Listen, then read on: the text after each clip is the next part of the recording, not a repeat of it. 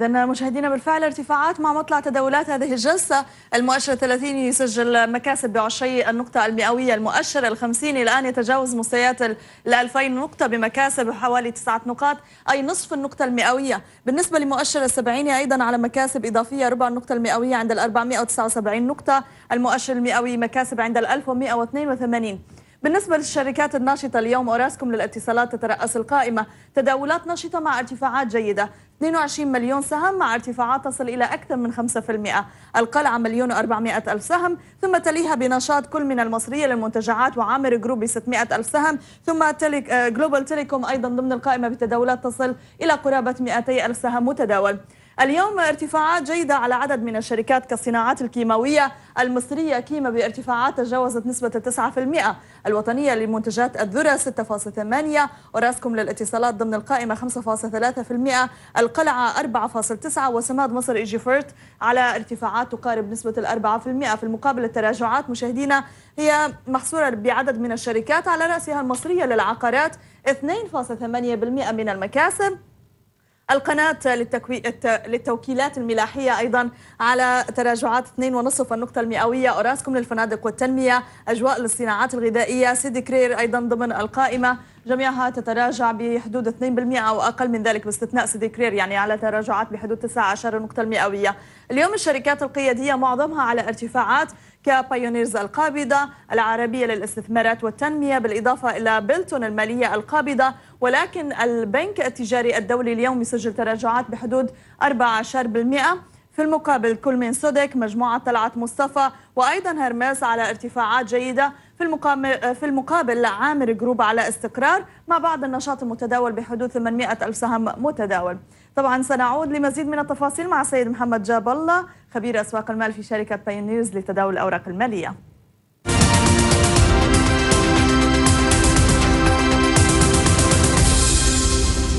شكرا لك مؤمنة. ننتقل إلى القاهرة. أستاذ محمد جاب الله خبير الأسواق المالية بشركة بايونيرز لتداول الأوراق المالية، أهلا بك معنا أستاذ محمد، شكرا على وجودك. عم نواصل هذه المكاسب، برأيك نجاح إصدار السندات الدولارية وعملية التجميع التي تمت عليها وفاقت التوقعات أكثر من 13 مليار وما كانت تريده الحكومة، إلى أي مدى اليوم عم بيعطي السوق هذا الاستمرار بالاتجاه الصاعد؟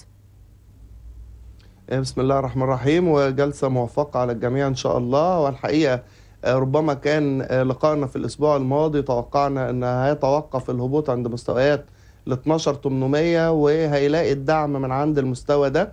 دلوقتي أصبحت نقطة المقاومة الأولى عندنا وهي الأهم في الوقت الحالي مستويات ال 13,300 إلى ال 13,400. أنت ولدت أحجام السيولة ولا بد أن تفوق أحجام التداول اللي هو تقريبا متوسط الصعود في الفترة السابقة. أصبح السوق مؤهل لاستكمال صعوده واختراق المقاومة عند مستويات 13,550 متوجها إلى مستهدف في قصير الأجل في حدود ال 14,000 إن شاء الله. لو لا قدر الله لم تتولد السيولة فمعنى كده إن احنا ممكن نرجع تاني نريتست مرة أخرى عند مستويات 12,900 12,950 في الزون دي. اللي هيحدد الاتجاه العام للسوق هو جلسة الحد والاثنين، هم دول الجلستين الأخطر من وجهة نظري في أحجام التداول. زي ما قلت إن زادت أحجام التداول دي موضوع، وإن قلت أحجام التداول دي قصة تانية خالص. طيب إحنا عندنا الخبر الأبرز في خلال الأسبوع اللي فات اللي هو موضوع السندات الدولارية، ده يجرنا إلى ذكرى أنا احتفظت بحقوق الملكية الفكرية فيها، إن احنا بنبتدي من 2017 دورة صعود طويلة الأجل هتستمر معانا لمدة 7 سنوات. يبدو أن الأجانب أو المستثمرين الأجانب أيضا لديهم نفس الرؤية، وبالتالي تكالبوا لدرجة أن الاكتتاب أو الطرح الخاص بالسندات تغطى حوالي 4 مرات. احنا عندنا يعني بالفعل كنا سنستفسر عن ذلك سيد محمد. كانت الحكومة المصرية تحاول اجتذاب 4 مليارات دولار، ولكن تم تغطيتها بمقابل 4 مرات، يعني ما يفوق 12 مليار دولار أمريكي. ماذا يعني ذلك يعني بالنسبة للاقتصاد المصري؟ هو يعني طبعا النظرة المستقبلية للمستثمرين الأجانب نظرة متفائلة، وبالعكس هم بيتكالبوا على إقراض مصر نتيجة وجود ضمانات قوية هم يرونها ونحن أيضا نراها في الاقتصاد المصري، ان هو هيسددوا، ان احنا عندنا القدره ان احنا نسدد القروض دي بالفوائد المضافه اليه. طيب انا خلينا برضو في نفس الاطار هقول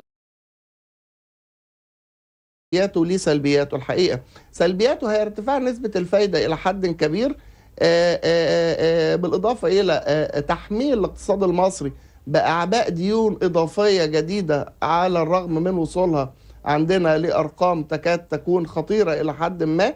دي الناحية السلبية. ولكن من الناحية الإيجابية هي نظرة المستثمر الأجنبي للاقتصاد المصري لدرجة أن هي تدفع دفعا إلى تغطية الاكتتاب في السندات لأربع مرات بالصورة دي. ده يعني قوة ومزيد من القوة ومزيد من الثقة الأجنبية في الاقتصاد المصري، الذي أتوقع أن هو إن شاء الله بمرور منتصف العام الحالي سيشهد طفرات إلى الأعلى، وسينخفض أسعار الدولار في السوق المصري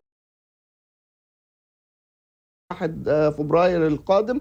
يعني خلال يومين ثلاثة هيبتدي الدولار في مرحلة جني الأرباح والهبوط والتعافي والتضخم اللي احنا بنعاني منه كلنا. الحقيقة كل الطبقات حاليا تئن تحت وطأة التضخم. أعتقد أنه هو مرتبط ارتباط وثيق بارتفاعات سعر الدولار. هينتهي كل ده إن شاء الله زي ما بشرت في أوائل السنة. إن شاء الله أنا ما زلت عند رؤيتي، وإن شاء الله هينتهي كل ده بحلول شهر يونيو إن شاء الله 2017. احنا شفنا النشاط اللي عم بيصير على الاسهم وايضا السوق استاذ محمد، يمكن عم بيضعف اداء بعض شهادات الايداع الدوليه في لندن JDR. لاحظنا بعض الشركات ومنها جلوبال تيليكوم عم تتجه لعمليه الغاء هذه الشهادات. هل برايك الزخم اللي عم بيشهده السوق اليوم مع هذه الاصلاحات ونجاح هذا السند او السندات الدوليه ممكن ان يعني تجعل العديد من الشركات لإلغاء شهاداتها الدولية في بورصة لندن والتوجه إلى مزيد من التداول الحر على أسهمها بالسوق؟ ربما، ولكن أنا من وجهة نظري أن أعتقد أن هو تمهيد لتخارج الشركة من السوق. فأنا أعتقد أن هم هيقدموا عرض شراء بكامل الأسهم في بورصة لندن، بالإضافة إلى تقديم عرض شراء موازي ليه للحصول على كافة أسهمهم. وأعتقد أن هم بيحاولوا أن هم ما يدرجوش الشركة في البورصات في الوقت الحالي، ولكن ما أعتقدش أن الأثر الخاص بأوراسكوم تيليكوم هيمتد لباقي الأسواق. ولكن خلينا نتكلم شوية على الأجل القصير. في الوقت الحالي هو ما يحدث هو دورة طبيعية جدا بتحصل في السوق المصرية. السيولة ربما بداية من اليوم تتجه إلى الأسهم صغيرة القيمة، وخاصة تلك التي لم ترتفع ولم تشهد ارتفاعات مثل الأسهم القيادية. احنا كنا في الفترة اللي فاتت بنشتكي ان المؤشر بيطلع على 5 أو 6 أسهم فقط، هي الأسهم المكونة أو الأسهم الكبرى المكونة للمؤشر الرئيسي، وكان مهمل باقي الأسهم أو باقي الأسهم كانت بتتحرك في إطار عرضي. أعتقد أن آن الأوان أن السيولة تنتقل من الأسهم الكبرى المكونة للمؤشر الثلاثيني وتتجه نحو الأسهم اللي احنا بنسميها في مصر أسهم القروش. وهي الحقيقة يعني وصمة عار في جبين البورصة المصرية أن يكون في أسهم بتتداول وما زالت تتداول تحت الجنيه مقارنة بالارتفاعات القياسية في الدولار. يعني سهم ب30 قرش وسهم ب40 قرش، منظر غير حضاري إطلاقا يعني. نعم، ونشكرك جزيل الشكر سيد محمد جاب الله، وأنت خبير أسواق المال في شركة بايونيرز لتداول الأوراق المالية. شكرا جزيلا لك. لكن وقفة مع تفاصيل السوق السعودي.